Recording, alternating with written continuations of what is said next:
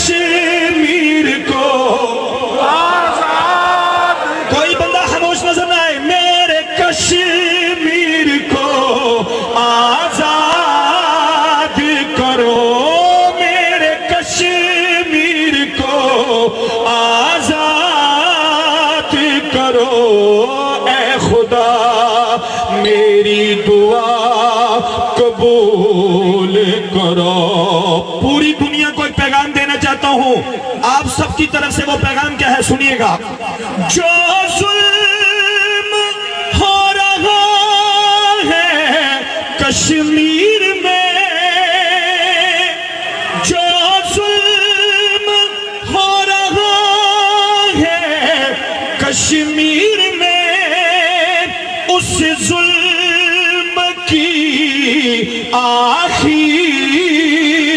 کرو، اے خدا میری دعا قبول کرو۔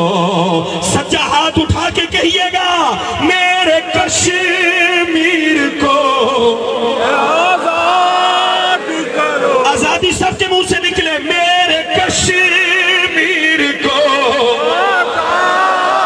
آزاد کرو، اے خدا میری دعا قبول کرو۔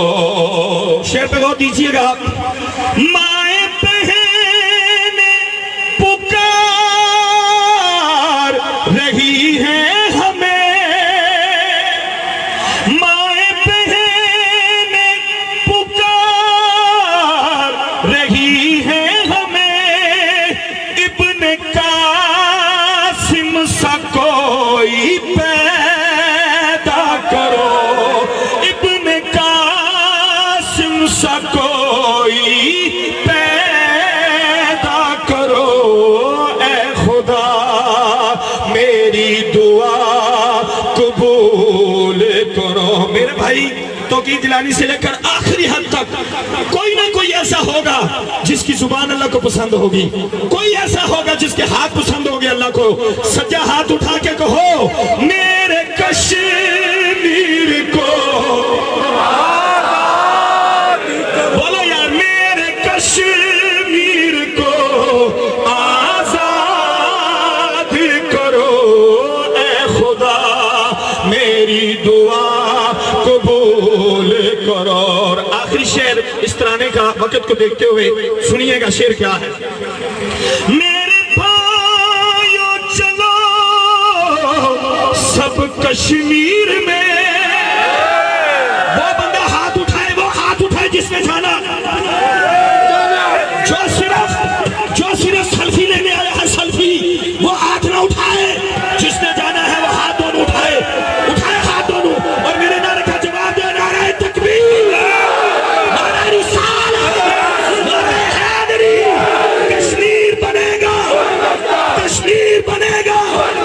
ہم کیا چاہتے ہیں، ہم کیا چاہتے ہیں، ہم کیا چاہتے ہیں، ہم کیا چاہتے ہیں، ہے حق ہمارا، ہے حق ہمارا، ہم چھین کھلیں گے، ہم چھین کھلیں گے، ہم چھین کھلیں گے۔ نعرہ حیدری۔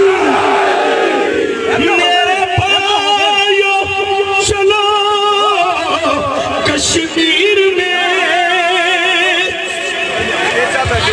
میرے بھائیو چلو کشمیر میں، میرے بھائیو چلو کشمیر میں، جھنڈا آزادی کا لہراتے چلو۔